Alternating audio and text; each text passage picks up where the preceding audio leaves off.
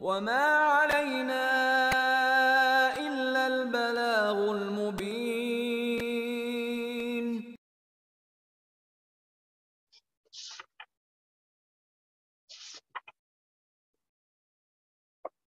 جی السلام علیکم ورحمۃ اللہ وبرکاتہ. رب اشرح لی صدری ویسر لی امری واحلل عقدۃ من لسانی یفقهوا قولی. سورۃ طور آیت 25 سے کریں گے ہم. اعوذ باللہ من الشیطان الرجیم بسم اللہ الرحمن الرحیم. واقبل بعضهم على بعض يتساءلون قالوا انا كنا قبل في اهلنا مشفقین. واقبل اور متوجہ ہوں گے، بعضهم بعض، على بعض بعض پر، يتساءلون ایک دوسرے سے سوال پوچھیں گے. اس آیت میں ہم بیسیکلی کیا دیکھ رہے ہیں، تھوڑا سا پیچھے کا دیکھ لیتے ہیں کہ پیچھے جنتیوں کی بات ہو رہی تھی کہ ان کو ان کی پسند کے پھل دیے جائیں گے، ان کی پسند کے گوشت دیے جائیں گے، وہ آپس میں ایک دوسرے سے چھینا جھپٹی کریں گے، پیالوں میں مراد جام میں، مطلب آپس میں فرینک ہوں گے، اور ان کے ارد گرد بہت سارے نوکر چاکر ہوں گے جو پھر رہے ہوں گے. اب آگے بات ہو رہی ہے کہ جب یہ ساری گیدرنگ چل رہی ہوگی تو جنتی ایک دوسرے سے پوچھیں گے، وَأَقْبَلَ بَعْضُهُمْ عَلَى بَعْضٍ يَتَسَاءَلُونَ، ایک دوسرے سے سوال کریں گے. کیا سوال کریں گے؟ وہ کہیں گے قالوا انا كنا قبل في اهلنا مشفقین. جیسے ہوتی ہے نا گیدرنگ، کوئی کامیابی ملتی ہے تو ہم دنیا میں بھی پوچھتے ہیں نا کہ آپ نے کیا کیا، کوئی بہت اچھا رزلٹ آ جائے تو ہم بچوں سے پوچھتے ہیں بچے آپ کیسے تیاری کرتے تھے. اس طرح کے سوالات ہوتے ہیں. اب جنت میں جب بیٹھے ہیں تو ایک دوسرے سے ڈسکشن کریں گے کون سا عمل اچھا لگتا تھا، کون سی ایسی چیز تھی جب اللہ کی مدد بڑی محسوس ہوئی، بڑی اللہ کی تائید محسوس ہوئی. کچھ بھی سوال ہو سکتے ہیں، وہ آپس میں سوال کریں گے. تو سوال میں کیا ہوگا جواب؟ قولو کہیں گے انا کننا، ہم تھے، کیا تھے؟ قبل، اس سے پہلے، فی اہلینا، اپنے گھر والوں میں، مشفقین، ڈرتے تھے. یعنی ہم نے پہلے اپنی زندگی کیسے گزاری؟ ہم نے اپنی زندگی خوف میں گزاری. یہ کون سا خوف تھا؟ یہ وہ خوف نہیں تھا جو ایک طبعی خوف ہوتا ہے، جو لوگوں کا ہوتا ہے، جو کسی جانور سے ہوتا ہے، کسی زہریلے جانور سے، موذی جانور سے، مختلف قسم کے خوف ہوتے ہیں لوگوں کو. اس سے وہ خوف مراد ہے جو انسان معاملہ کرتے وقت کرتا ہے. یہ وہ اللہ کا خوف ہے جو کسی دوسرے کے ساتھ معاملہ کرتے وقت انسان کرتا ہے نا، کہ کہتا ہے کہ نہیں یہ مجھ سے غلط نہ ہو جائے، میرا رب راضی رہے، وہ ناراض نہ ہو جائے. اور یہ کون سا خوف ہے؟ جو اکثر انسان اپنی اولاد کے بارے میں کرتا ہے. ہم اولاد کے بارے میں بھی ڈرتے ہیں نا کہ اللہ رب العزت ہماری اولاد کو سیدھی راہ پہ لگا دیں، سیدھی راہ پہ لگ جائیں. تو یہ جو گھر میں انسان ڈرتا ہے، اب دیکھیے گھر کا تذکرہ ہے، جبکہ گھر سے باہر بھی ہے خوف، وہاں بھی ہوتا ہے، لیکن جو اصل چیز ہے نا، جو اصل خوف جو ہوتا ہے وہ کسی سے تعلق کرتے وقت، کسی سے معاملہ کرتے وقت ہوتا ہے. اور ہمارے جو بیسک معاملے ہیں وہ گھر کے لوگوں میں. اگر باہر کوئی شخص بہت متقی بنتا ہے، بہت تقوی والا بنتا ہے، لیکن گھر میں جو گواہی وہ جمع کر رہا ہے اپنی بیوی کے ساتھ، اپنے بچوں کے ساتھ، وہ گواہی اس کے خلاف ہے، تو پھر یہ کیسا خوف ہے؟ جو اصل رشتے ہیں جن میں اسلام کے ساتھ کچھ کمائی کرنی ہے، وہاں تو ہم جہنم کمائیں، اور گھر سے باہر جا کر بہت تقوی والے مشہور ہوں. تو ایسا تو نہیں ہے نا. تو گھر والوں کے درمیان خوف، یعنی ایک تو یہ کہ اپنے بچوں کے بارے میں خوف، بیوی کے بارے میں خوف، بیوی کو شوہر کے بارے میں خوف، آپس میں یہ خوف کہ نہیں ہم جہنم کا شکار نہ ہو جائیں، یا بڑی امپورٹنٹ بات کہ اللہ رب العزت ہم سے ناراض نہ ہو جائے، یہ چیز. اور پھر آپس میں بھی ایک دوسرے کے ساتھ تعلقات کرتے ہوئے کہ نہیں سب سے پہلا حق میرے گھر والوں کا ہے، پھر میرے پڑوسیوں کا ہے، پھر میرے آس پاس جو محلے کے اور لوگ ہیں ان کا ہے. ہر چیز کو اس کے حساب سے لے کر چلنا. اور پھر کیا باتیں کریں گے جنتی؟ کہیں گے فمن اللہ علینا، بس احسان کیا اللہ نے، علینا ہم پر، ووقانا عذاب السموم، ووقانا اور بچا لیا ہم کو کس چیز سے؟ عذاب السموم، لو کے عذاب سے، گرمی کے عذاب سے. سم اصل میں زہر کو کہتے ہیں. سموم ہوتی ہے نا ایسی زہریلی ہوا کہہ لیں آپ، یا جیسے آگ کے اوپر بھی ایک حصہ ہوتا ہے نا جس میں تپش ہوتی ہے. دیکھیے آگ کے جو حصے ہیں نا، آگ ایک تو جب آپ برنر کھولیں اپنا تو نوٹ کیجیے گا، ایک تو وہ حصہ ہوتا ہے جو جل رہا ہوتا ہے، جو نظر آ رہا ہوتا ہے. ایک آگ کا وہ حصہ ہوتا ہے جو ہمیں نظر نہیں آتا، آگ کی فلیم کے بالکل اوپر ہوتا ہے. اسی جگہ سے اللہ رب العزت نے جنوں کو بھی تخلیق کیا ہے، سورہ الرحمن میں آئے گا وہ. اس جگہ کی، اس میں جو تپش یا ٹیمپریچر ہوتا ہے وہ سب سے زیادہ ہوتا ہے. اور یہی حال سورج کا ہے. سورج کے اندر جو فیوژن ری ایکشن ہو رہے ہیں وہ سورج کے سینٹر میں ہو رہے ہیں. اصل میں جو ہیٹ بن رہی ہے وہ سورج کے بالکل مرکز میں اندر بنتی ہے، لیکن اس کا ٹیمپریچر کہیں کم ہوتا ہے. سورج کا جو ارد گرد کا ایٹماسفیئر ہے، جو اس کی سب سے باہر والی لیئر ہے، وہاں سب سے زیادہ گرمی ہوتی ہے، سب سے زیادہ ہائی ٹیمپریچر ہوتا ہے. تو اسی سے یہ لفظ ہے سموم، کہ آگ کے عذاب سے، لو کے عذاب سے جو جسموں کے اندر، مساموں کے اندر گھس جائے. تو سموم کیا ہے؟ وہ زہریلی ہوا ہے جو جسم کی جو مسام ہے نا ان میں گھس جاتی ہے. تو وہ اس وقت بیٹھ کر تذکرے کریں گے، وہاں بھی دیکھیے اللہ رب العزت کی ہی حمد اور تعریف کر رہے ہیں. جو دنیا میں اللہ رب العزت کو یاد رکھتا ہے نا، تو دیکھیے جنت میں پھر وہی پہنچا ہے، کیونکہ وہاں بھی بیٹھ کے وہ کیا کہہ رہا ہے، فمن اللہ علینا، اللہ نے ہم پر احسان کیا۔ جو انسان اپنے آپ کو سب کچھ سمجھتا ہے نا کہ میری مرضی، میں نے یہ کیا ہے، میری وجہ سے یہ کامیابی مجھے ملی ہے، اس کا یہ جنت والا رویہ نہیں ہے۔ جنت والا رویہ کیا ہے، فمن اللہ علینا، کہ احسان کیا اللہ نے ہم پر، ووقانا عذاب السموم، اور ہمیں آگ کے عذاب سے، لو کے عذاب سے بچا لیا۔ اور کیا باتیں کہیں گے، وہ کہیں گے انا کننا من قبل ندعوہ، انا بے شک ہم، کننا تھے ہم، من قبل اس سے پہلے، ندعوہ اسی کو بلاتے تھے، اسی کو پکارتے تھے۔ یہ جو ہے شرک کی نفی ہے، جنت میں وہ نہیں جا سکتا کبھی بھی جو مشرک ہو۔ اللہ رب العزت نے یہ بات قرآن میں واضح فرما دی ہے کہ جو چاہوں گا معاف فرما دوں گا بدون شرک، شرک کے علاوہ جو چاہوں گا معاف فرما دوں گا، شرک کی معافی نہیں ہے۔ تو یہاں پہ وہی بات ہے، ایک تو دعا کرنے کے معنوں میں بھی ہے کہ ہم جیسے آپ بینگ مسلمان، ہم تو مسلمان ہیں، ہمارے کانوں میں تو بچپن سے کلمہ پڑا ہوا ہے، لیکن آپ یہ دیکھیے کہ ہم میں سے بھی بہت لوگ اس طرح سے شرک کرتے ہیں دعا کے حوالے سے۔ یہی تو شرک ہے کہ اپنے مسائل اور پریشانی کے وقت یا اللہ مدد نہ کہنا، کسی اور کا نام لگا کے مدد لگا دینا، نہیں، ایاک نعبد و ایاک نستعین۔ اصل چیز یہی ہے، انا کننا من قبل ندعو، ساری امیدیں اللہ سے، سارے مسائل کا حل یقین کے ساتھ کہ اللہ کے پاس ہے، اللہ ہی حل کریں گے، اللہ ہی کو پکارنا ہے۔ ایک ہوتے دنیاوی اسباب، جیسے اب قلم گر گیا تو ہم کسی کو کہتے ہیں قلم اٹھا دیں، یہ تو اسباب ہے، یہ آپ جو پکار رہے ہیں یہ دعا کے لیے نہیں ہے، یہ صرف آپ مدد بھی لے رہے ہیں، تو یہ کس معنی میں مدد ہے، یہ ایسی مدد ہے جس میں ہمیں پتہ ہے فاعل حقیقی اللہ رب العزت ہے، اصل مدد تو اللہ کی جانب سے، یہ مراد نہیں ہے۔ اس فرق کو سمجھنے کی ضرورت ہے، اور جتنا میں سمجھتی ہوں الحمدللہ ہم اس فرق کو سمجھتے ہیں۔ تو وہ کیا کہیں گے، انا کننا من قبل ندعوہ، کہ ہم اس کو ہی پکارا کرتے تھے، انہ هو البر الرحیم، بے شک وہی تو بر الرحیم ہے۔ بر کہتے ہیں وسیع پیمانے پر احسان کرنے والے، بر بھی اسی سے نا، نیکی، تو بر کہ اللہ رب العزت نے احسان کیا۔ دیکھیں پہلے پچھلی آیت میں بھی آیا فمن اللہ علینا، اب یہاں پہ دوبارہ کیا رہا ہے، بر الرحیم، کہ وہی محسن ہے۔ بر کا ایک ترجمہ محسن بھی کیا جاتا ہے، احسان کرنے والا بھی کیا جاتا ہے، اور رحیم رحم فرمانے والا۔ تو جنت کا مل جانا اور عذاب السموم سے، جہنم سے بچ جانا، اصل میں کیا ہے، فمن اللہ علینا، اللہ کا احسان ہے۔ ہم دنیا میں کتنی ہی نیکیاں کر لیں، کتنی بڑی بڑی نیکیاں کر لیں، ہماری نیکیاں اس درجے کی نہیں ہو سکتی کہ اس سخت جہنم کی عذاب سے ہم بچ سکیں، یا اس خوبصورت ترین شے جنت کو حاصل کر سکیں۔ تو یہ اللہ کا احسان ہے، یہ اللہ کی رحمت ہے۔ فذکر، اب یہاں سے ایک نیا ٹاپک شروع ہو رہا ہے، فذکر تو نصیحت کیجیے، فما انت بنعمت ربک بکاہن ولا مجنون، محمد صلی اللہ علیہ وسلم کو کہا جا رہا ہے کہ آپ نصیحت کیجیے، فما نہیں ہیں آپ، بنعمت ساتھ اللہ کی نعمت کے، کیا چیز، کاہن اور مجنون، کاہن اور مجنون نہیں ہیں آپ۔ لیکن اس میں بہت امپورٹنٹ سمجھنے والی بات ہے، یہ جو سورہ طور ہے یہ، اور جو پیچھے سورہ 29ویں پارے میں سورہ قلم ہے وہ بھی، یہ جو صورتیں ہیں نا یہ ابتدائی دور کی ہے، مکے کی ابتدائی دور کی۔ تو آپ صلی اللہ علیہ وسلم کا جو اسٹیٹس تھا اس وقت سب کو پتا تھا کہ آپ صلی اللہ علیہ وسلم جھوٹے نہیں ہیں، تو جو پہلے ان پہ الزام لگا وہ جھوٹ کا نہیں لگا، وہ پہلا الزام، یا یہ کہہ لیں کہ کچھ لوگوں نے ہمدردی میں بھی کہا کہ یہ مجنون ہو گیا ہے۔ مجنون کا لفظ دیوانہ بھی ہے، پاگل بھی ہے، لیکن ساتھ ساتھ کیا ہے، جن، مجنون جن سے ہے نا، کس پہ جن آ گیا، دونوں معنی اس میں کور ہوتے ہیں۔ تو محمد صلی اللہ علیہ وسلم کو نعوذ باللہ کہتے تھے کہ یہ مجنون ہے، آپ صلی اللہ علیہ وسلم کے حوالے سے، کیونکہ وہ یہ تو کہہ ہی نہیں سکتے تھے کہ یہ جھوٹا ہے، کیسے کہتے، وہ تو صادق اور امین مشہور تھے۔ تو وہ یہ کہا کرتے تھے، کچھ ہمدردی میں کہتے تھے، اور کچھ لوگ واقعی بغض میں کہتے تھے، یا جلن میں کہتے تھے، یا نہ ماننے کے لیے کہتے تھے کہ اس کو کیا ہو گیا ہے، یہ وہاں غار میں چلا جاتا ہے، اکیلا بیٹھا رہتا ہے، اس پر کوئی جن کا نعوذ باللہ سایہ ہو گیا ہے۔ تو اللہ رب العزت فرما رہے ہیں کہ دیکھو تم اللہ کی نعمت کے ساتھ، مطلب جو قرآن تم پر اتر رہا ہے، تم کاہن نہیں ہو، مجنون نہیں ہو۔ تو کاہن کیوں کہا گیا، دوسرا الزام کاہن کا، کہانت کا کیوں لگا؟ کاہن کہتے ہیں اس کو جو ہمارے بھی معاشرے میں مشہور ہے نا، یہ جو کالا جادو وغیرہ کرتے ہیں، غیب کی خبریں بتاتے ہیں، یہ اس وقت کلچر بڑا عام تھا عرب میں بھی۔ فرق یہ تھا کہ وہ پیسے لے کر کرتے تھے یہ کام، آج بھی پیسے لیتے ہیں، لیکن اگر وہ محمد صلی اللہ علیہ وسلم پر الزام لگا رہے ہیں، محمد صلی اللہ علیہ وسلم تو ان سے کچھ نہیں مانگتے تھے، کبھی کچھ نہیں مانگا۔ وہاں جو کاہن تھے اس وقت اس معاشرے میں موجود تھے، وہ تو پیسے لے کر کیا کرتے تھے کام، ان کے پاس جب تک آپ سکے نہیں ڈالیں گے تو وہ اپنا ذائچہ نہیں کھولتے تھے۔ یہاں پہ بھی یہی معاملہ ہے، جب تک آپ ان کے آگے سکے نہ ڈالیں ذائچہ تو نہیں کھولیں گے آپ کے لیے۔ تو کیا ہوا، پہلے کہا کہ مجنون ہے، پھر جب قرآن کی آیات سنی تو انہوں نے کہا نہیں، کوئی مجنون اتنا پیارا کلام تو لا نہیں سکتا، تو انہوں نے کہا شاعر ہے۔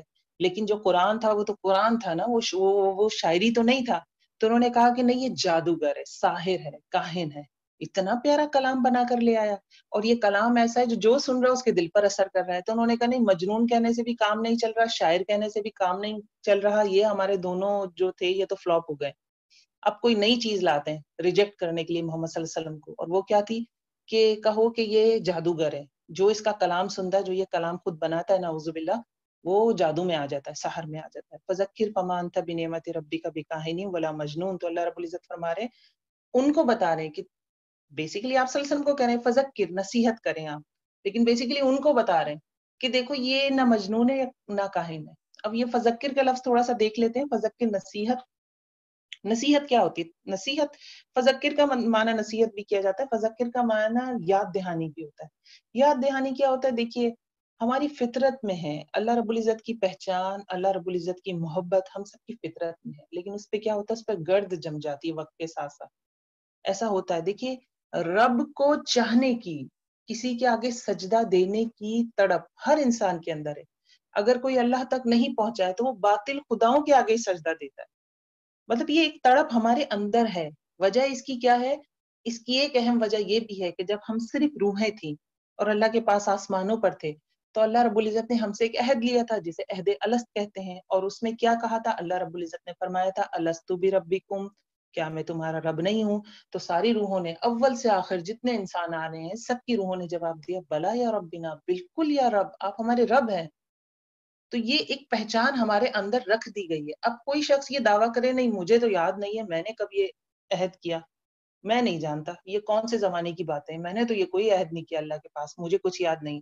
تو آپ پھر اس شخص سے پوچھئے کہ جب ماں کے بطن میں تم تھے تو اس وقت تم بہت ساری خوشبوئیں بھی سونگتے تھے جو تمہاری ماں سونگتی تھی، تم آنکھیں کھول کے اور بند بھی کیا کرتے تھے، تم اپنی ماں کے بطن میں مسکراتے بھی تھے، جمائیاں بھی لیتے تھے، کیا تمہیں وہ یاد ہے؟ یہ تو میں دنیا کی ہی بات کر رہی ہوں، تو کیا تمہیں وہ سب کچھ یاد ہے؟ تو یقیناً اس کا جواب ہوگا نہیں. کیا مجھے یاد ہے؟ نہیں مجھے تو نہیں یاد. کیا آپ کو یاد ہے؟ آپ کو بھی یاد نہیں ہوگا. تو یہ دلیل جو ہے بالکل بیکار ہو جاتی ہے اس معاملے میں. بہرحال تو یہ ایک پیاس ہم سب کے اندر ہوتی ہے. تو تذکیر کیا ہوتی ہے؟ یہ جو فذکر کا لفظ ہے نا، ذکر کرنا، کیا ہوتا ہے؟ اس یاد کے اوپر سے جو ہمارے اندر ایک پہچان ہے اللہ کی معرفت، اللہ کی محبت، اس کے اوپر سے گرد صاف ہو جاتی ہے. تو نصیحت سے کیا ہوتا ہے؟ سب سے بڑی نصیحت کیا ہے؟ ذکر کیا ہے ہمارے لیے؟ قرآن. قرآن پڑھنے سے کیا ہوتا ہے؟ ہم اللہ سے دوبارہ جڑنے لگتے ہیں، اللہ کی پہچان ہونے لگتی ہے. جن لوگوں کو اللہ کی پہچان نہیں ہے اور وہ باطل خداؤں کو پوچھتے ہیں تو وہ اللہ کی طرف آتے ہیں، اور جو پہلے ہی اللہ کو ماننے والے اور اللہ کو بھولے بیٹھے ہیں، اپنی چیزوں میں لگے ہوئے ہیں، اپنی مصروفیات میں مگن ہیں، ان کے لیے بھی کیا معاملہ ہوتا ہے کہ وہ اللہ سے جڑنے لگتے. تو نصیحت ہوتی ہی ہے، جیسے ہم سورہ رحمان میں پڑھیں گے نا، فَبِأَيِّ آلَاءِ رَبِّكُمَا تُكَذِّبَانِ، بار بار یہ لفظ آتا ہے. وہاں پہ بھی کیا اللہ کی آلہ کے ساتھ، اللہ کی نشانیوں کے ساتھ نصیحت کی جا رہی ہے بار بار کہ دیکھو پہاڑ میں نے بنایا، آسمان میں نے بنایا، یہ ایسا ہے، یہ ایسا ہے، پھر ہمارے اپنے نفسوں میں، یہ سب نشانیاں ہیں. تو یہاں پہ بھی کیا ہے کہ اللہ رب العزت محمد صلی اللہ علیہ وسلم کو حکم دے رہے ہیں فَذَكِّرْ فَمَا أَنْتَ بِنِعْمَةِ رَبِّكَ بِكَاهِنٍ وَلَا مَجْنُونٍ. تو آپ نصیحت کیجئے، آپ کاہن مجنون نہیں ہے، ان کی باتوں پر دھیان نہ دیجئے. اصل میں ہوتا یہ کہ جب کوئی الٹی سیدھی باتیں کرتا ہے نا تو ہم اپنے ٹارگٹ سے ہٹ جاتے ہیں، ہم اپنے ٹارگٹ سے ہٹ جاتے ہیں. ہم جب دل خراب ہوتا ہے تو آپ کو کھانا بھی نہیں اچھا لگتا، کہاں تو یہ کہ آپ کوئی بڑا کام کریں گے. تو اللہ رب العزت ایک طرح سے محمد صلی اللہ علیہ وسلم کو بھی کہہ رہے ہیں اور ان لوگوں کو بھی سنا رہے ہیں. اگلی آیت دیکھیے، ام یقولون شاعر، کیا وہ کہتے ہیں کہ ایک شاعر ہے؟ نتربص به ریب المنون، نتربص ہم انتظار کر رہے ہیں، به اس کے بارے میں. کس کے بارے میں؟ محمد صلی اللہ علیہ وسلم کے بارے میں. کس چیز کا؟ ریب، حوادث کا، منون موت کا، زمانے کا. یہ جو ریب المنون ہے نا، یہ بیسیکلی ایک محاورہ تھا عربیوں میں. اس کے دو معنی لیے جاتے تھے. کیا معنی لیے جاتے تھے؟ پہلا تو یہ معنی ہوتا تھا کہ گردش زمانہ آ جائے، آج ہے اور کل کوئی اور وقت آ جائے گا، پرسوں کوئی اور. جیسے آج ہم دیکھتے ہیں نا بریکنگ نیوز کچھ اور ہوتی ہے، کوئی ایونٹ ہو جاتا ہے، پھر سارے نیوز چینلز اسی کی خبریں دیتے رہتے ہیں. لیکن پھر کیا ہوتا ہے؟ گردش زمانہ، کل وہ خبر پھیکی پڑتی ہے، پرسوں اور پھیکی پڑ جاتی ہے، پھر اس کے بعد کوئی نئی خبر آتی ہے. تو لوگ جس پچھلی خبر کے بارے میں دیوانہ وار تھے اور سڑکوں پہ نکل آئے تھے اور باقاعدہ مظاہرے ہو رہے تھے، وہ خبر بالکل نظر سے ہٹ جاتی ہے. اس کو کہتے ہیں کیا؟ ریب المنون. ایک تو یہ معنی ہے. تو پہلا معنی کیسے کہ شاعر کہہ کے انہوں نے کہا کہ شاعری کی ہے محمد صلی اللہ علیہ وسلم نے، قرآن کو نعوذ باللہ انہوں نے شاعری کہا، اور انہوں نے کہا بڑی زبردست شاعری کی ہے، بہت ڈیفرنٹ شاعری ہے، لاجواب شاعری ہے. لیکن ریب المنون، ہر وقت میں کوئی چیز آتی ہے نہیں، اور وقت کے ساتھ ساتھ وہ اپنا تاثر کھو جاتی ہے. تو آپس میں انہوں نے کہا، کفار نے، اسپیشلی کفار مکہ نے پریشان ہونے کی بات نہیں ہے، محمد صلی اللہ علیہ وسلم ایسی بات سامنے لے آئے ہیں، وقت گزرے گا لوگ بھول جائیں گے، ریب المنون۔ ایک تو معنی یہ، دوسرا معنی کیا ہے کہ موت کا انتظار، نعوذ باللہ نعوذ باللہ، محمد صلی اللہ علیہ وسلم ایک وقت آئے گا انتقال کر جائیں گے، دنیا سے چلے جائیں گے، ان کے ساتھ ہی ان کا یہ جو مذہب ہے، جو دین اسلام کی یہ باتیں کر رہے ہیں اور توحید کی باتیں کر رہے ہیں کہ سارے بتوں کو چھوڑ دو اور ایک اللہ کی طرف آ جاؤ، یہ ان کا جو فارمولا ہے ان کے ساتھ ہی چلا جائے گا۔ تو اس وقت کا جو آیت ہے کہ جو انتظار کر رہے ہیں، نتربصوا، ہم انتظار کر رہے ہیں، یعنی اہل مکہ انتظار کر رہے ہیں کہ یا تو وقت گزر جائے گا، لوگ خود ہی محمد صلی اللہ علیہ وسلم کو بھول جائیں گے، یا محمد صلی اللہ علیہ وسلم دنیا سے چلے جائیں گے تو بھی ان کا معاملہ سمٹ جائے گا، لپیٹ دیا جائے گا۔ یہ ایسا انسان کب سوچتا ہے؟ ایسا انسان تب سوچتا ہے جب انسان کی کسی چیز پہ بس نہیں چلتا، جب انسان کسی چیز پر قابو نہیں پا پاتا نا، تو پھر وہ یہی بولتا ہے، وہ اپنے آپ کو ایک تسلی دے دیتا ہے۔ تو ایک طرح کی یہ تسلی ہے، اب ان سے قابو میں تو آ نہیں رہے تھے، تو وہ یہ معاملہ تھا جب انہوں نے اتنی طاقت دیکھی کہ اسلام میں یہ طاقت ہے کہ اتنے اتنے ظلم ہم کرتے ہیں اور پھر بھی لوگ کہہ رہے ہیں احد احد، حضرت بلال رضی اللہ تعالیٰ عنہ یہی کہتے تھے نا، احد، اللہ ایک ہے، ایک ہے، ایک ہے۔ تو پھر کیا اپنے آپ کو تسلیاں دینے والی بات ہے کہ چلو گزر جائے گا وقت، کوئی مشکل نہیں۔ قل تربصوا، اللہ رب العزت فرما رہے ہیں کہ محمد ان سے کہہ دو، قل تربصوا، تم بھی انتظار کرو، انی فانی معکم من المتربصین، میں بھی تمہارے ساتھ انتظار کرنے والا ہوں۔ کیا انتظار کر رہا ہوں؟ تم یہ انتظار کرتے ہو کہ میں مر جاؤں گا، دنیا سے چلے جاؤں گا، معاملہ نمٹ جائے گا، سب کچھ سمٹ جائے گا، میں یہ انتظار کر رہا ہوں کہ اللہ تمہاری رسی کب کھینچے گا۔ ڈھیل ہے، دیکھیے جب فشنگ ہوتی ہے نا، تو آپ نے دیکھا ہوگا جو فشنگ راڈ سے وہ ڈور اور جو کانٹا ہوتا ہے جو پانی میں ڈالا جاتا ہے، تو اس کو ڈال کر بس چھوڑ دیتے ہیں ڈھیلا، اس کو کھینچ کے نہیں پکڑا ہوتا، بس ڈھیلا چھوڑ دیتا اس کو شکاری۔ لیکن ایک وقت کیا آتا ہے کہ جب اس کو محسوس ہوتا ہے کہ ہاں کچھ پھنس گیا ہے، پھر وہ کیا کرتا ہے، اس کو کھینچتا ہے، اور کتنی ہی وہ ٹینشن اتنی بڑھ جاتی ہے وہ کھینچنے کی وجہ سے بھی، اور وہاں مچھلی بھی زور لگاتی ہے بھلے سے وہ ٹوٹ بھی جائے۔ تو وہی بات ہے، معکم من المتربصین، تم بھی انتظار کرو، تم میرے لیے برائی کا انتظار کر رہے ہو، میں بھی انتظار کر رہا ہوں کہ دیکھو یا اللہ تمہاری رسی کب کھینچتا ہے۔ ام تأمرہم احلامہم بہذا، ام تأمرہم، کیا حکم دیتے ہیں ان کو، احلامہم، ان کے احلام، احلام حلم سے، حلم کہتے ہیں عقل کو۔ تو اللہ رب العزت فرما رہے ہیں کیا ان کو ان کی عقلیں اس کا حکم دیتی ہیں؟ کس چیز کا؟ کہ محمد صلی اللہ علیہ وسلم کو شاعر کہیں، محمد صلی اللہ علیہ وسلم کو مجنون کہیں، محمد صلی اللہ علیہ وسلم کو کاہن کہیں، محمد صلی اللہ علیہ وسلم کو ساحر کہیں؟ نہیں، یہ بہت عقل مند ہے، ان کی عقلیں انہیں یہ حکم نہیں دیتی۔ یہ جو ہے نا ایک استفہام انکاری کہتے ہیں اس کہ سوال پوچھا جا رہا ہے کہ کیا حکم دیتی ہیں، جبکہ حقیقت میں کیا ہے کہ بتایا جا رہا ہے کہ ایسا نہیں ہے۔ تو اللہ رب العزت فرمانے کہ ان کی عقلیں اتنی پیدل نہیں ہے کہ محمد صلی اللہ علیہ وسلم جیسی پرسنالٹی والے شخص کو کہہ دیں کہ یہ دیوانہ ہے، یا ان کو کہہ دیں کہ یہ کاہن ہے۔ تو یہ جو پوچھا جا رہا ہے نا، اصل میں پوچھا نہیں جا رہا ہے، یہ اصل میں بتایا جا رہا ہے، یہ کہا جا رہا ہے کہ یہ ایسا ہے، ان کے دماغ خراب نہیں ہے، یہ بڑے عقل والے ہیں۔ یہ اصل وجہ کیا ہے، ام ہم قوم طاغون، اصل میں یہ لوگ سرکش ہیں، اصل میں ان کے اندر کی سرکشی انہیں ابھار رہی ہے کہ یہ ایسی باتیں کریں۔ تو یہ ہمارے ساتھ بھی ہوتا ہے، کبھی ہوتا ہے نا ہمارے ساتھ کہ ہمیں حقیقت نظر آ رہی ہوتی ہے لیکن ہم اس کو قبول نہیں کرنا چاہتے۔ تو جب ہم قبول نہیں کرنا چاہتے نا، تو ہم بالکل کی بات کہہ کے جان چھڑا لیتے، یا ہمیں کسی کے لیے کوئی ہمارے لیے ایسی چیز ہو جس کو ہم نظر کے آگے سے ہٹا نہ پا رہے ہوں، تو ہم کیا کرتے ہیں کہ ہمیں پتا ہوتی ہے کہ یہ چیز بڑی سٹیبل ہے، یہ آگے سے ہل نہیں سکتی، اس کا اپنا ایک مقام، ایک رسپیکٹ ہے۔ کسی بھی رشتے میں دیکھ سکتے ہیں، کوئی آفس کولیگ ہیں، آپس میں ان میں چل رہی ہے، یا کوئی فیملی میں دو بہنیں ہیں یا دو بھائی ہیں یا دو بہویں ہیں یا ساس بہو ہے، کوئی بھی رشتہ، تو ہم جب کبھی کسی کی کوئی لڑائی ہو جائے تو ہمیں پتا ہوتا ہے کہ سامنے والے کا کیس مضبوط ہے، تو اگلا بندہ کیا کرتا ہے، وہ اس کو ریجیکٹ تو کر نہیں سکتا، تو وہ الٹے سیدھے الزام لگانا شروع کر دیتا ہے، یا بہت زور زور سے چیخنا شروع کر دیتا ہے کہ سامنے والا پریشر کا شکار ہو جائے۔ تو اللہ رب العزت فرما رہے ہیں کہ ان کی عقلیں ایسے نہیں ہیں۔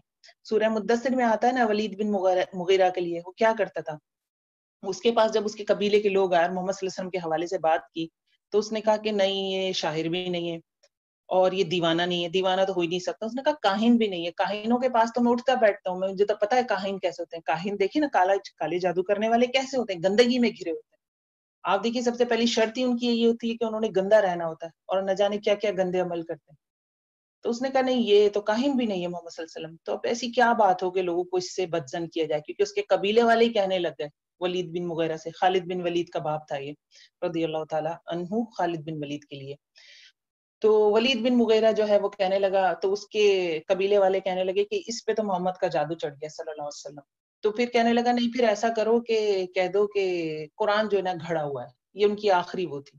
ہوتا ہے نا، دیکھیے آج کے دور میں بھی اگر ہم قرآن کے بارے میں یہ ثابت کر دیں نا کہ یہ کتاب من اللہ ہے، اللہ کی طرف سے یہ کتاب ہے، تو ہمیں اس کے آگے اور کچھ ثابت کرنے کی ضرورت نہیں پڑے گی۔ یہ وہ کام ہے جو ذاکر نائک کر رہے ہیں، وہ اور کوئی لمبی چوڑی بحثیں نہیں کرتے، وہ قرآن میں سے لاجیکل آیات نکالتے ہیں، لاجیکل اس سینس میں جو سائنس کے حوالے سے لاجیکل ہوں، کیونکہ سائنس تو بنیاد عنوان نہیں ہے قرآن کا، لیکن اشارے دیے گئے ہیں، اور ترقی جیسے جیسے سائنس کرے گی تو وہ اشارے ثابت صحیح ہو رہے ہیں، اور انشاءاللہ مزید بھی صحیح ثابت ہوں گے، تو وہ ان کی بنیاد پہ لوگوں پہ یہ ثابت کر دیتے ہیں کہ قرآن اللہ کی طرف سے، لوگ کلمہ پڑھ لیتے، کوئی ہسٹری نہیں پوچھتا، کوئی یہ نہیں پوچھتا جنگ جمل کیوں ہوئی، کوئی یہ نہیں پوچھتا کہ شیعہ کیسے بن گئے، سنی کیسے بن گئے، کوئی ان سے کچھ نہیں پوچھتا، کوئی لمبی چوڑی بحث ہوتی ہی نہیں۔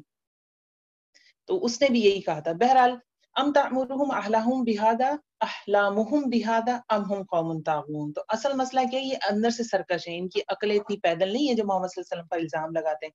ام یقولون تقولہ بل لا یؤمنون، اب یہ ان کا دوسرا الزام جو ولید بن مغیرہ کے حساب سے میں نے آپ کو بتایا کہ وہ کیا کہتے ہیں، تقولہ، کہ گھڑ لیا ہے، محمد صلی اللہ علیہ وسلم نے قرآن خود بنا لیا، اس نے خود الفاظ بنائے، پھر جملے بنائے، پھر ان سے قرآن بنا کر لے آیا۔ تو اللہ رب العزت فرما رہے ہیں یہ بات بھی نہیں ہے، بل لا یؤمنون، اصل بات یہ کہ نہ ماننا ان کے اندر نہیں ہے یہ کہ ہم مان لیں، مطلب جب ہم بھی کسی بات کو جب تک نیوٹرل ہو کے نہیں دیکھتے نا، ہم اس کا صحیح فیصلہ نہیں کر سکتے۔ جو ایک انصاف کا فیصلہ ہوتا ہے نا، وہ 70 سال کی عبادت پہ بھاری ہوتا ہے۔ اتنی بڑی بات اللہ نے کیوں کہہ دی؟ کیونکہ جب انصاف کا فیصلہ کرنا ہوتا ہے نا انسان کو، تو انسان کو بالکل سیدھا ہو کر سوچنا پڑتا ہے اور دیکھنا پڑتا ہے۔ اور اکثر منصف جو گھر میں ہوتے ہیں، دو بھائیوں میں لڑائی ہو جاتی ہے اور منصف والدین ہیں، اب والدین کو تو دونوں بچوں سے محبت ہے، اور ہو سکتا ہے کسی ایک سے زیادہ ہو، اکثر ہوتا ہے بچوں میں کوئی زیادہ عزیز ہوتا ہے اپنے عمل کی وجہ سے، یا فرما بردار ہوتا ہے، یا اللہ نے ڈالی ہوتی ہے محبت، اس جگہ صحیح فیصلہ کرنا، یہ ہے اصل اللہ کی اطاعت۔ تو اصل جب دل میں نہیں ہونا تو انسان پھر بڑا اس کے لیے آزمائش ہو جاتی ہے۔ تو یہاں یہی باتیں ہم یقولون تقولہ بل لا یؤمنون، یہ وہ کہتے ہیں محمد صلی اللہ علیہ وسلم نے خود قرآن گڑھ لیا ہے، تکلفاً خود یہ بنا کر لے آیا، بلکہ اصل بات یہ کہ وہ ایمان نہیں لانا چاہتے۔ اگر وہ ایمان لانا چاہے تو قرآن سب سے بڑا معجزہ انسان کو متاثر کر دیتا ہے۔ دیکھیے ہم اس کو نہیں سمجھ سکتے قرآن کو اس لیول پہ جس لیول پہ وہ لوگ سمجھتے تھے، کیونکہ وہ عربی دان تھے، انہیں پتہ تھی زبان، اس وقت کی شاعری ان کے آگے تھی، اور وہ قرآن کا موازنہ کر سکتے تھے۔ محمد صلی اللہ علیہ وسلم ان میں موجود تھے، ہمیں تو ایک کتابوں میں ملے نا محمد صلی اللہ علیہ وسلم، ان کے سامنے تو چلتے پھرتے موجود تھے، اور یہیں پہ ان کی آزمائش بھی تھی۔ دیکھیے ایک ذاتی آزمائش ہوتی نا انا کی، وہ کہتے تھے نا یہ انسان ہے، یہ تو چلتا پھرتا ہے، بازاروں میں کھاتا ہے، شادیاں بھی کرتا ہے، تو یہ اسی کو چنا اللہ نے نبوت کے لیے۔ تو یہاں پہ ایک جیلسی بھی تھی۔ دیکھیے ہمارے نظروں میں محمد صلی اللہ علیہ وسلم کی اتنی تعظیم ہے کیونکہ ہم بچپن سے ہماری گھٹی میں ڈال دی گئی ہے کہ ہر حال میں ہمیں جو ہے وہ بہت بلندی پہ نظر آتے ہیں، لیکن ایک شخص جو ان کے ساتھ اٹھتا بیٹھتا چلتا پھرتا ہو، کھاتا پیتا ہو، جیسے کہ ابو لہب ہے، چچا تھا آپ صلی اللہ علیہ وسلم کی بیٹیوں کا سسر تھا، اس کے لیے قبول کرنا تھی نا بات کہ اس کو اپنے آپ کو نیچا کرنا ہے، تو ان کی انا کا بھی ایک امتحان تھا، تو اس لیے بھی وہ اڑے ہوئے تھے، وہ مانتے نہیں تھے۔ تو اللہ رب العزت فرماتے ہیں قرآن کو گڑا ہوا کہتے ہیں، فَلْيَأْتُوا بِحَدِيثٍ مِثْلِهِ، تو بھئی لے آؤ اس جیسی کوئی کتاب، ان کانوا صادقین، اگر ہو تم سچے۔ حدیث آئے کیونکہ پورا کتاب قرآن تو نازل نہیں ہوا تھا، تو بھی حدیث کوئی کلام، حدیث کہتے ہیں خبر کو، کوئی خبر کوئی کلام، یعنی ایسی آیتیں تم بھی بنا کر لے آؤ، ان کانوا صادقین، اگر ہو سچے۔ شاعر تھے نا، شاعری کہہ رہے تھے نا، وہاں تو شاعری کا رواج تھا، وہاں تو یہ عالم تھا کہ سالانہ میلہ ہوتا تھا، اور جو شاعر جیتتا تھا اس کمپٹیشن کو، وہ جو آپس میں ہوتے تھے ان کے، تو سارے بقیہ شاعر اس کو سجدہ کرتے تھے کہ بھائی اس سال کے جو بیسٹ آف دا بیسٹ تم ہو۔ تو وہاں تو یہ حال تھا، تو اگر محمد صلی اللہ علیہ وسلم شاعری کر رہے ہیں تو تم بھی بنا کر لیا، کون سی بڑی بات ہے، اپنے آپ کو سچا ثابت کر دو۔ ام خلقوا من غیر شیء ام هم الخالقون، ام خلقوا، یا وہ پیدا کیے گئے ہیں، من غیر شیء، بغیر کسی چیز کے، یا وہ خالق ہیں، بنانے والے ہیں۔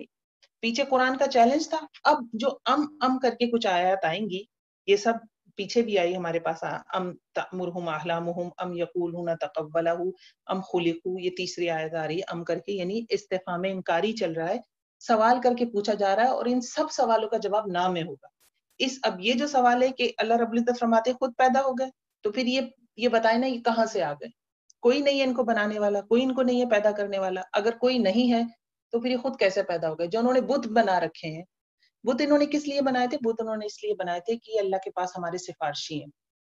بالکل وہی عقیدہ جو آج کل کے دور میں موجود ہے، قبروں کے حوالے سے مشہور ہے، ان کی کرامتوں کے حوالے سے کہ ہمارے سفارشی ہیں، تو یہی عقیدہ ان کا بھی تھا۔ بتوں کے بارے میں. تو بتوں کو تو کل نہیں مانتے تھے, کل تو بتوں کو نہیں مانتے تھے, کل کا مطلب پورا نہیں مانتے تھے. وہ کہتے تھے اس سفارشی ہیں ہمارے, اصل تو ہے کوئی طاقت آسمانوں پہ. تو اللہ رب العزت فرما رہے ہیں کہ ان سے پوچھو کہ یہ خود بن گئے یا کسی نے ان کو بنایا ہے. تو اس کا جواب کیا ہوگا؟ یقیناً وہ خود نہیں بنے, جواب نہ میں ہوگا. تو ان کو جھنجھوڑا جا رہا ہے, ان کو بتایا جا رہا ہے کہ دیکھو چیزیں ایسی ہیں. پہلی جو پچھلی آیات تھی ان میں رسالت کا انکار کیا, محمد صلی اللہ علیہ وسلم کا انکار کیا, ساتھ ساتھ قرآن کا انکار بھی کر دیا کہ یہ قرآن بھی جھوٹا ہے, یہ گھڑ کر لے کر آتا ہے. یہ ایمان کا پہلا حصہ تھا. اب ایمان کے دوسرے حصے کی بات ہو رہی ہے. اچھا اگر یہ بات ہے تو پھر اللہ کے بارے میں تمہارا کیا خیال ہے کہ خود بن گئے ہو, خود پیدا ہو گئے ہو؟ ام خلق السماوات والارض, کیا انہوں نے پیدا کیا آسمان اور زمین کو؟ بل لا یوقنون, بلکہ وہ یقین نہیں کرتے. اب اس میں قیامت کی طرف بھی اشارہ. بل لا یوقنون, اللہ کے ساتھ تو ہے ہی ہے, قیامت پہ بھی یقین نہیں کرتے. آسمان اور زمین جو ہے کس نے پیدا کی ہے؟ اللہ رب العزت نے. اچھا اگر کوئی شخص مانتا ہے کہ ٹھیک ہے آسمان اور زمین کو بنانے والا کوئی اور ہے جو خود آسمانوں پہ بیٹھا ہے, تو اگر اس نے آسمان اور زمین بنائے اور اس نے مجھے بنایا تو اب مجھے اس کی بات ماننی پڑے گی, مجھے اپنے آپ کو روک کے چلنا پڑے گا, مجھے ویسے چلنا پڑے گا جیسے وہ رب کہتا ہے. اچھا وہ رب کیسے کہتا ہے؟ بھائی ایک نبی ہے, دعویٰ کرتا ہے کہ مجھے اس رب کی طرف سے وحی آتی ہے. اچھا وہی آتی ہے, اگر آپ محمد صلی اللہ علیہ وسلم کو قبول کر لیتے ہیں اب تو اور باؤنڈ ہو گئے. قرآن کو مان لیا, ہاں یہ اللہ کی کتاب ہے, پھر تو پورے ہی باؤنڈ ہو گئے نا, باؤنڈ ہو گیا نا انسان. انسان کی جبلت میں یہ چیز ہے, وہ باؤنڈ نہیں ہونا چاہتا, اسے جواب دہی پسند نہیں ہے, اور اس سے بچنے کے لیے وہ کچھ بھی کرتا ہے. ہر شخص کا الگ لیول ہے. ہم جیسے ہم میں سے بہت سے لوگ جو ہیں ان کا طرز یہ ہوتا ہے کہ مانتے ہیں اللہ کو, قرآن کو بھی اللہ کی کتاب مانتے ہیں, لیکن رویہ ہمارا وہی ہوتا ہے کہ ہم پھر اطاعت نہیں کرتے. کچھ ایسے ہیں جو اللہ کے بڑے پیارے بندے ہیں, ہم میں سے کچھ ایسے ہیں بہت پیارے بندے ہیں, مجھے تو ایسا لگتا ہے جیسے ساری رحمتیں انہی کی وجہ سے اترتی ہوں, بارشیں ان کی وجہ سے اترتی ہیں. جبکہ اللہ کی رحمت تو اللہ کے ظالم بندوں پر بھی ہے. جو گرجے میں جا کے مانگ رہا ہے, چرچ میں مانگ رہا ہے, اللہ تو اسے بھی دے رہا ہے. جو مندر میں جا کے مانگ رہا ہے, اللہ تو اسے بھی دے رہا ہے. لیکن جو اللہ کی رحمت, جو ایسے بندے ہوں گے جو اللہ کے محبوب ہوں گے, ان کے کیا ہی کہنے. تو انسان کو یہ جو جواب دہی نا یہ اچھی نہیں لگتی. اس کے لیے کیا کرتا ہے, وہ جھگڑالو ہے. اللہ رب العزت سورہ یاسین میں فرماتے ہیں نا کہ ہم نے اسے نطفے سے پیدا کیا اور یہ دیکھو کیسا جھگڑالو ہو گیا ہے, اللہ کے بارے میں جھگڑتا ہے. تو انسان بڑا جھگڑالو ہے, یہ ہمارے اندر صرف موجود ہے. تو اللہ رب العزت ان سوالوں کے ذریعے ان حقیقتوں کو کھول رہے ہیں. اگلی آیت دیکھیے, ام عندہم خزائن ربک, ان کے پاس کیا ہے؟ خزانے ہیں. کس کے؟ تیرے رب کے. ام ہم مسیطرون, یا پھر وہ محافظ داروغ ہیں کہ ان کے پاس کیا رب کے خزانے ہیں؟ کیا چیز ہے ان کے پاس جو یہ اتنے اکڑے پھرتے ہیں؟ یہ سارے سوالات ہیں جن کا جواب نام ہے, اور یہ اللہ رب العزت ان کے منہوں سے نکلوا رہے ہیں. جب ان سے پوچھا جائے گا کہ تمہارے پاس خزانے ہیں تمہارے رب کے, تو ان کے اپنے منہ سے نکلے گا نام. یہ جو سارے سوال آ رہے ہیں نا, یہ اللہ رب العزت, وہ جو انکاری تھے اس وقت, جو کفار تھے اور جو آج کل کے دور میں بھی رب کے انکاری ہیں, ان کے لیے بھی یہ سوال ہے. تو انسان کی جو یہ دعویٰ کر رہا ہے نا کہ اللہ نہیں ہے, ان سوالوں کے جواب میں اسے اپنے منہ سے کہنا پڑے گا نہیں ایسا ہے. کیسے؟ ام عندہم خزائن ربک, کہ رب کے خزانے تمہارے پاس ہیں, یا پھر وہ داروغہ ہیں. کیا کوئی شخص یہ دعویٰ کر سکتا ہے کہ نہیں میں سب کچھ تقسیم کرتا ہوں؟ میں کہتی ہوں کوئی شخص یہ دعویٰ بھی نہیں کر سکتا کہ وہ جو ایموبا ہے اور وہ جو بیچ میں سے ٹوٹ کر ایک سے دو بن جاتا ہے, کہ وہ پروسیس بھی وہ خود کرتا ہو, یا وہ خود بخود ہو جاتا ہے. ان کا کانسیپٹ یہ ہے نا کہ خود بخود ہو جاتا ہے. اچھا خود بخود ہو جاتی ہے تو ساری دنیا میں چیزیں اتفاقات ہی ہیں. ہمارا پلانٹ ارتھ ہی وجود میں آنا تھا, اور وہ سائنس کی تھوڑا سا آپ اس کے پیچھے جا کر پڑھیں تو آپ کو پتا چلے گا کہ زمین کے ساتھ جب یہ بنی ہے زمین, اس لائق ہوئی کہ اس پر زندگی پیدا ہو سکے, تو کچھ ایسے واقعات ہوئے جو صرف پلانٹ ارتھ کے ساتھ ہوئے, اور دوسرے جو ہمارے سولر سسٹم میں پلانٹس ہیں ان کے ساتھ نہیں ہوئے. تو یہ واقعات تھے, یہ صرف جسے کہتے ہیں اتفاقات, اتفاق تھے. ہر چیز اتفاق سے ہو رہی ہے, ہر چیز اتفاق سے ہو رہی ہے. تو یہ illogical بات ہے. اللہ رب العزت اگلی آیت میں فرماتے ہیں ام لہم سلم یستمعون فیہ فلیاتی مستمعہم بسلطان مبین, ان کے پاس کوئی سیڑھی ہے تو وہ غور سے سنتے ہیں چڑھ کے. فلیاتی مستمعہم, بس چاہیے کہ لائے ان کے سننے والا کوئی کھلی دلیل. یعنی قرآن کو ریجیکٹ کر رہے ہیں, تو کیا یہ آسمانوں پہ چڑھ کر سنا تھا انہوں نے کہ قرآن جھوٹا ہے, یا قرآن اللہ نے نہیں فرمایا؟ کیا چیز ہے؟ دیکھیے ہم کائنات کی وسعت کی بات کرتے ہیں, آج کائنات بہت وسیع ہے, لیکن کائنات کی وسعت کو ہم اس وقت تک اس کی وسعت نہیں دیکھ سکتے جبکہ ہم کائنات سے باہر نکل کے دیکھیں. ایسا ہی ہے نا, میں کہوں کہ کوئی پیالہ بہت بڑا ہے نا, کوئی پیالہ بہت بڑا ہے, آپ جب ہاتھ میں لے کے اس کو دیکھیں گی تو آپ کو پتا چلے گا نا کتنا بڑا ہے. اگر کوئی آپ کو اس پیالے میں ہی کھڑا کر دے تو آپ کو کیا پتا کتنا بڑا ہے. ہم اس کائنات کے اندر موجود ہیں. تو یہ اللہ رب العزت سب اس بات کے لیے یہ آیات آ رہی ہیں کہ دیکھو کوئی ہے جو ساری چیزوں کو مینٹین کر رہا ہے، مینج کر رہا ہے. اللہ کی جو اللہ رب العزت کے حوالے سے جو بات ہے نا کہ اللہ رب العزت نے ابتدا بھی کی، کچھ بھی نہیں تھا، زیرو سے سب کچھ بنایا. پھر تخلیق کا عمل ایک چیز سے دوسری چیز بنانا، تخلیق ہوتی جا رہی ہے مستقل، کتنی چیزیں بنتی جا رہی ہیں. پھر اس کو پالنا، تدبیر، یہ تینوں چیزیں آتی ہیں. پھر اس کی تدبیر کہ کس کے ساتھ کیا ہوگا، کس کے ساتھ کیا معاملہ ہوگا، وہ سمندروں کی تہ میں مچھلیاں ہیں، ادھر تک کھانا کیسے پہنچے گا، وہ ابلتے ہوئے میگما کے اندر بھی مائکرو آرگینزم ہے، ان تک کھانا کیسے پہنچے گا، وہ گیزرز جو زمین سے نکلتے ہیں ابلتے ہوئے چشمے، ان کے اندر بھی مائکرو آرگینزم ہے، ان کی بھی کوئی غذا ہے، وہاں تک کیسے پہنچے گی. یہ سب تدبیر کہلاتی ہے. چھوٹی سی مثال دی ہے، بہت وسعت ہے اس لفظ میں. تو یہ کون ہے؟ اللہ رب العزت ہے. تو ان کو بتایا جا رہا ہے کہ یہ ایسے سوچتے ہیں، تو پھر کیا کریں کہ لے آئیں کوئی صحیفہ بسلطان مبین، کوئی دلیل لے آئیں، کوئی واضح بات لے آئیں. میں تو یہ بات تو بہت دور کی بات ہے، اگر ہم صرف موت کے حوالے سے بات کریں، کیا غیب کے پردوں میں موت کے بعد کوئی بتا سکتا ہے کیا ہوگا؟ یا کوئی یہ بتا سکا کہ قرآن کے علاوہ، محمد صلی اللہ علیہ وسلم کے علاوہ، محمد صلی اللہ علیہ وسلم نے بھی جو وحی اللہ کی جانب سے آتی تھی، بھلے وہ قرآن میں موجود ہو یا ویسے جو تلاوت کا حصہ نہیں بنی، وہ بھی وہی آتی تھی آپ صلی اللہ علیہ وسلم پر، جو کہ قرآن کا حصہ نہیں ہے، لیکن آپ صلی اللہ علیہ وسلم سارے فیصلے اسی کے حساب سے کرتے تھے، اللہ کی رائے کے مطابق، اللہ کے حکم کے مطابق. تو جو اللہ رب العزت نے محمد صلی اللہ علیہ وسلم کے ذریعے ہمیں بتایا، قرآن کے ذریعے ہمیں بتایا، اس کے علاوہ کیا کوئی بتا سکتا ہے کہ موت کے پردے کے بعد کیا ہے، کیا ہوتا ہے؟ یا جب ہم دنیا میں نہیں آئے تھے تو ہم کیا تھے، کیا ہو رہا تھا ہمارے ساتھ؟ تو یہ سارے کیا کام ہے؟ اگر کوئی سمجھتا ہے کہ یہ کر سکتا ہے تو پھر کیا ہے؟ بسلطان مبین، لے آئے روشن دلیل. ام لہ البنات ولکم البنون، کیا اس کے لیے تو بیٹیاں ہیں اور تمہارے لیے بیٹے ہیں؟ کفار مکہ کہتے تھے نا فرشتوں کو، استغفر اللہ و نعوذ باللہ، جنوں کو کہتے تھے کہ اللہ نے جنوں سے نسبت قائم کی ہے، اور پھر اللہ کی اولاد کیا پیدا ہوئی؟ بیٹیاں جو کہ فرشتے. کتنا بڑا بہتان ہے، بہتان عظیم. تو اللہ رب العزت فرما رہے ہیں کہ ان سے پوچھو کہ اللہ کے لیے تو بیٹیاں اور تمہارے لیے بیٹے ہیں. خود کا کیا معاملہ تھا کہ کوئی بیٹا پیدا ہو جاتا، بیٹی پیدا ہو جاتی تو چہرہ سیاہ ہو جاتا، اور جب تک وہ اس کو دبا نہ دیتا مٹی میں. میجورٹی کا حال تھا، کچھ اچھے بھی تھے اور کچھ باقاعدہ اس زمانے میں کچھ سوشل ورکر ٹائپ کے بھی لوگ تھے جو اس طرح سے بیٹیوں کو خرید لیا کرتے تھے، اس سینس میں کہ آپ ہم سے پیسے لے لیں اور اپنی بیٹی کو نہ دفنایا، بیٹی ہمیں دے دیں. ایسے بھی لوگ تھے، ایسی بات نہیں، اچھے برے ہر معاشرے میں لوگ ہوتے ہیں، لیکن ایک عام تاثر یہی تھا. آج بھی اس کے نشانات آپ کو ملتے ہیں، ہمارے پڑوسی ملک میں ملتے ہیں. پہلے پیدائش کے بعد مارا جاتا تھا، پیدائش سے پہلے ہی مار دیا جاتا ہے. لاکھوں ابارشن ہو جاتے ہیں پر ایئر، صرف اس وجہ سے کہ بیٹی ہے. تو یہ کوئی ایسی بات نہیں ہے جس پہ کوئی یقین نہ کرے، موجود ہے، کچھ ہمارے معاشرے میں بھی یقیناً ہوگا. اچھا، بیٹیاں کیوں کہتے تھے؟ بیٹیاں جو ہوتی ہیں نا چہیتی ہوتی ہیں. ان کے ذہن میں یہ تھا کہ یہ جو لات، عزا، منات تھی، انہوں نے جو دیویاں بنائی ہوئی تھی نا، یہ بھی نسا تھیں، عورتیں. مطلب دیویاں کیا تھیں؟ نسا سے مراد مونسا تھی، دیو نہیں تھے، دیویاں تھیں. کیونکہ بیٹیاں کیا ہوتی؟ چہیتی ہوتی ہے نا، تو ان کے ذہن میں یہ تھا کہ یہ ہماری سفارش کریں گی، وہی پیچھے والا لاجک، تو وہ بیٹیاں ہیں اور بڑی سفارش کر دیں گی. ام تسألہم اجرا فہم من مغرم مثقلون. اب اگلی آیت وہی بات جو پیچھے کاہن والی ہوئی تھی. اللہ رب العزت فرما رہے ہیں کہ تم ان سے کوئی اجر مانگتے ہو، محمد صلی اللہ علیہ وسلم، تم ان سے کوئی اجر مانگتے ہو کہ وہ تاوان سے دبے جا رہے ہیں، تمہاری بات نہیں مان رہے. کیونکہ کاہن کہہ رہے تھے نا، کاہن کیا کرتے تھے؟ کاہن کو تو پیسہ چاہیے، کوئی کام کروانا ہے پیسہ دو. محمد صلی اللہ علیہ وسلم تو اس چیز سے بالکل پاک تھے، وہ تو ایسی کوئی ڈیمانڈ نہیں کرتے تھے. تو وہی بات آ رہی ہے کہ تم ان سے کوئی اجر مانگتے ہو جو یہ دبے جا رہے ہیں اور تمہاری بات نہیں سنتے اور تم سے بھاگتے ہیں.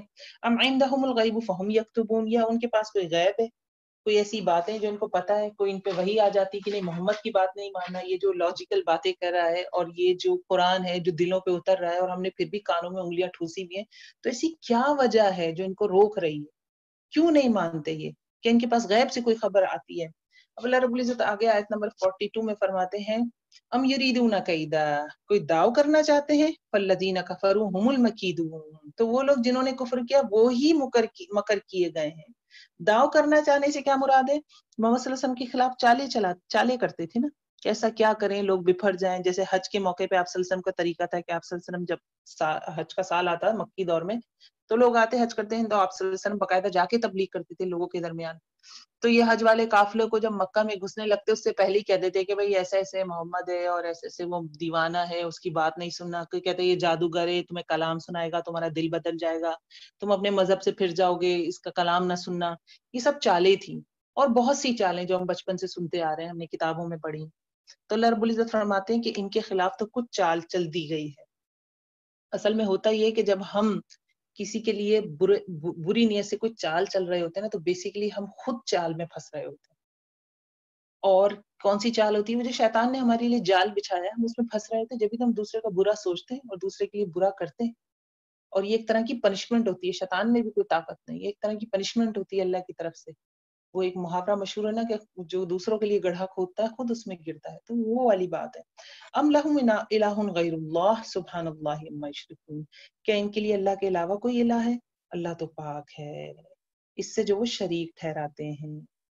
ہوتا کیا تھا کہ یہ معجزات مانگتے تھے نا، اور معجزات مانگنے میں ان کا سلسلہ کیا تھا کہ بڑی بڑی چیزیں مانگتے تھے، پلک جھپکنے والے انداز میں مانگتے تھے. یہی ہوتا ہے نا معجزہ. رب العزت فرما رہے کہ یہ جو ساری باتیں میں نے کہی کہ آسمان اور زمین اور سب کچھ، تو وہ اللہ کو مانتے تھے، تو وہ کہیں گے نہیں ہاں اللہ ہی ہے، اللہ ہی ہے. تو اللہ رب العزت فرما رہے ہیں کہ جب اللہ ہی ہے تو پھر کیوں بت بنا رکھیں، کیوں ان کو پوچھتے ہو. اور دیکھیے اب معجزے والی بات آگے کنٹینیو ہوگی. وَإِن يَرَوْا كِسَفًا مِّنَ السَّمَاءِ سَاقِطًا يَقُولُوا سَحَابٌ مَّرْكُومٌ. وَإِن يَرَوْا اگر وہ دیکھ لیں، کسفا ایک ٹکڑا، من السماء آسمان سے، ساقطاً گرنے والا. معجزے مانگتے نا کہ آسمان ہی ہم پر گرا دو، چشمہ ہی نکال دو، کوئی محمد صلی اللہ علیہ وسلم تمہارے لیے سونے کا پہاڑ بن جائے، کوئی فرشتہ تمہارے ساتھ چلے. یہ سارے معجزے مانگتے تھے. اللہ رب العزت فرمانے معجزے تو میں اتار دوں گا، لیکن ہوگا کیا؟ وہ معجزے دیکھ کر بھی کیا کہیں گے؟ یقولوا سحاب مرکوم، وہ کہیں گے بادل ہے، یہ آسمان تو نہیں ٹوٹ رہا.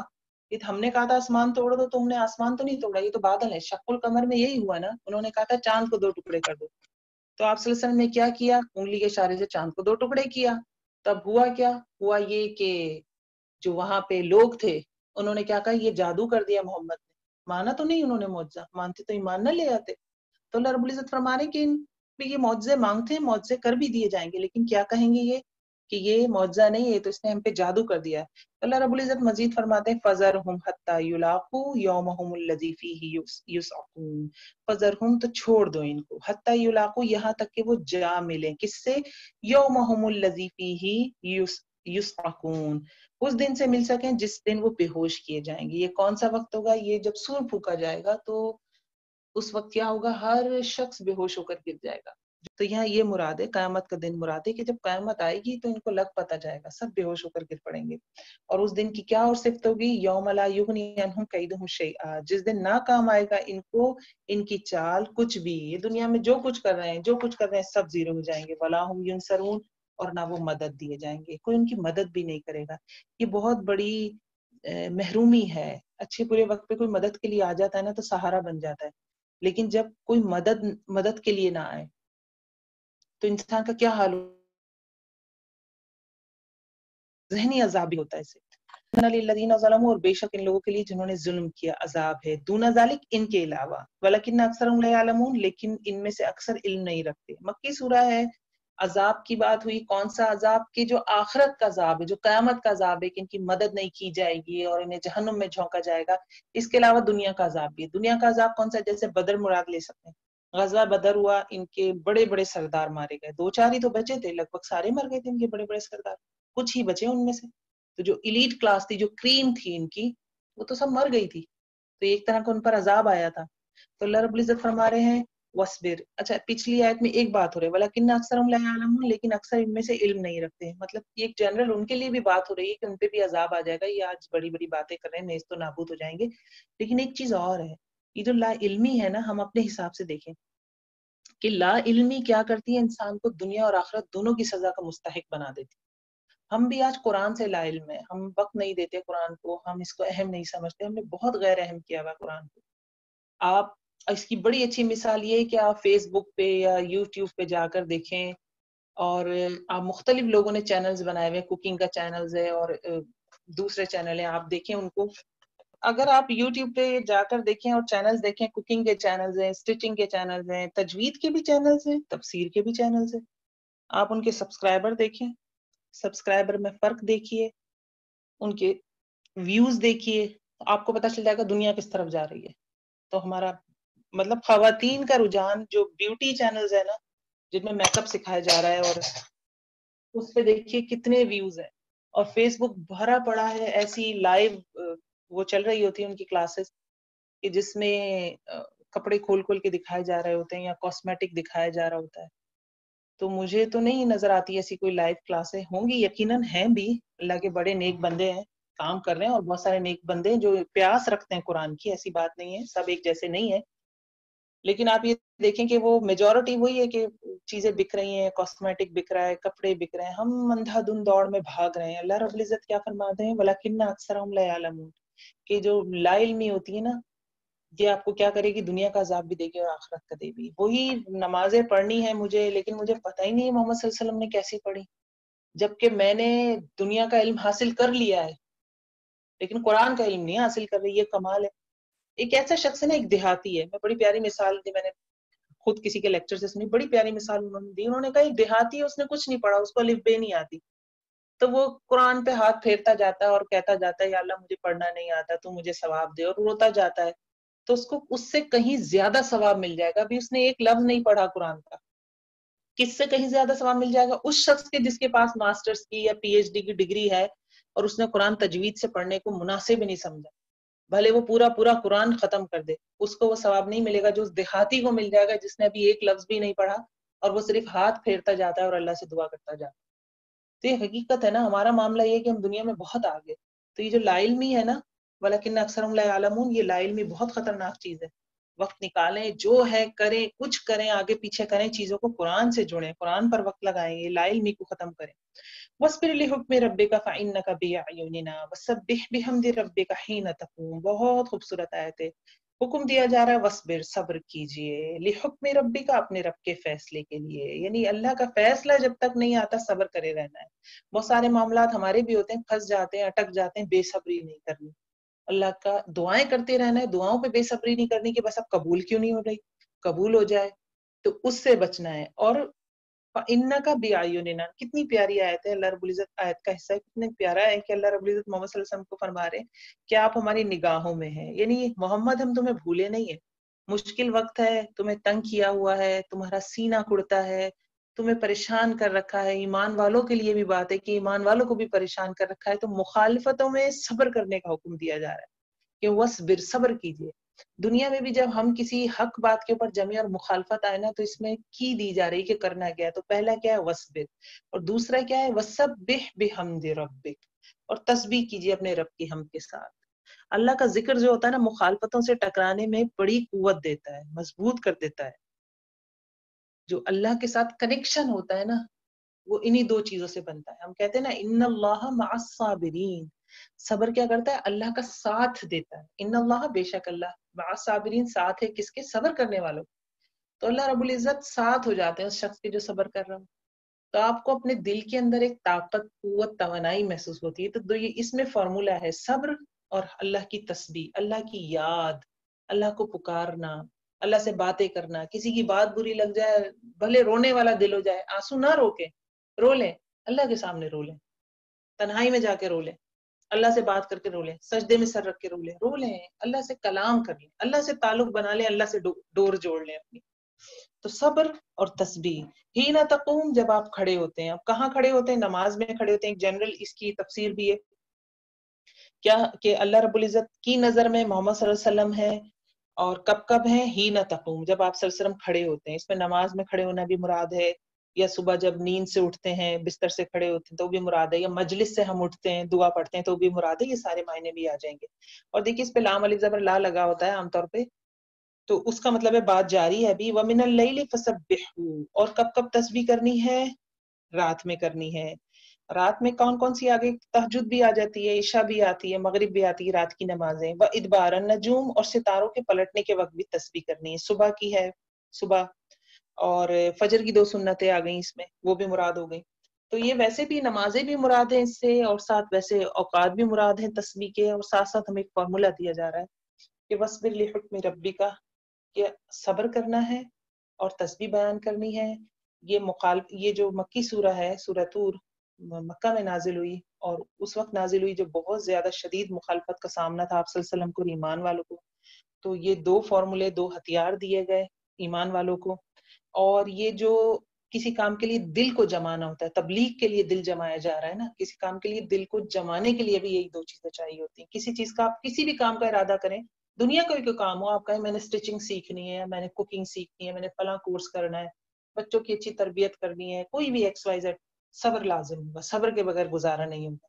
آپ کو ایسے حالات فیس کرنے پڑیں گے کہ آپ کا دل چاہے گا ہٹ جائیں. اچھا ویسے بھی جنرلی بھی آتا ہے، جنرلی بھی دل میں ایک وقت ایسا گزرتا ہے جب آپ کے دل میں آتا ہے کہ چھوڑ دوں بس اب یہ کام، یہ نہیں ہو رہا مجھ سے. جب مشکلات آتی ہیں نا تو انسان کو فوراً یہ شارٹ کٹ نظر آتا ہے. انسان ہے نا عجولا، جلد باز ہے، آسانیاں دیکھتا ہے، اس کو فوراً یہ آتا ہے کہ کون، میں نے ایویں ہی اپنے اوپر لگا لیے پابندی، مصیبت، چھوڑ دیتی ہوں اس کو، بھلا کیا ہوگا، کچھ بھی نہیں ہوگا، کچھ اور شروع کر لوں گی. تو جمانا پڑتا ہے اپنے آپ کو، اور جمانے کے لیے صبر اور تسبیح لازم ہوتی ہے. اور تسبیح جو ہے نا وہ صدمے کا، رنج کا اور غم کا علاج بھی ہے. ویسے بھی اگر دل خراب ہو، پریشان ہو تو اللہ کی تسبیح کرنی چاہیے، لیکن ہماری تسبیح جو ہوتی ہے نا بے روح تسبیح ہوتی ہے، بالکل سبحان اللہ سبحان اللہ سبحان اللہ، ہمیں پتہ ہی نہیں ہم کیا رہے ہیں، دماغ اسی ٹینشن میں ڈوبا ہوتا ہے. تسبیح ہم کر رہے ہوتے ہیں نا، یہ والی تسبیح نہیں ہوتی. ابھی میں نے بتایا نا ذکر کیا ہے، ذکر کیا ہے، اللہ کی یاد، اللہ کی پہچان، اللہ کی معرفت، اللہ کی محبت. وَأَقِمِ الصَّلَاةَ لِذِكْرِي، قرآن میں حکم آتا ہے کہ نماز قائم کر میرے ذکر کے لیے. اچھا اب نماز تو خود ذکر ہے، تو میرے ذکر کے لیے نماز قائم کر سے کیا مراد ہوا؟ مراد یہ ہوا کہ جب نماز پڑھے تو توجہ اور دھیان میری طرف ہو. تو اصل تسبیح اور اصل ذکر کیا ہے کہ دھیان اللہ کی طرف ہو، مخاطب اللہ رب العزت ہو، ہماری سوچ اللہ سے جڑی ہوئی ہو، ہم اس سے بات کر رہے ہو، ہمارے دل میں کوئی چیز چل رہی ہے جو اللہ سے جوڑ رہی ہو. اگر ہم تسبیح ہاتھ میں لے کے پڑھتے رہتے ہیں، بھلے استغفار بھی پڑھ رہے ہیں اور دنیا ہی کسی بھی اور دنیا کی باتیں سوچ رہے ہیں اور مسائل بھی دنیا کے چل رہے ہیں، تو پھر یہ تو وہ بات نہیں ہے نا، جان تو نہیں پڑے گی. میں یہ نہیں کہہ رہی کہ چھوڑ دیں ایسی تسبیح، تسبیح خیر جاری رکھیں جیسی بھی کرتے ہیں، لیکن اس میں ہمیں امپروومنٹ کرنے کی کوشش کرنی چاہیے. تو یہ ہماری سورۃ تھی، اللہ رب العزت قبول کرے. بارک اللہ لی ولکم فی القرآن العظیم ونفعنی وإیاکم بالآیات والذکر الحکیم. ربنا تقبل منا انک انت السمیع العلیم وتب علینا انک انت التواب الرحیم. السلام علیکم ورحمۃ اللہ وبرکاتہ.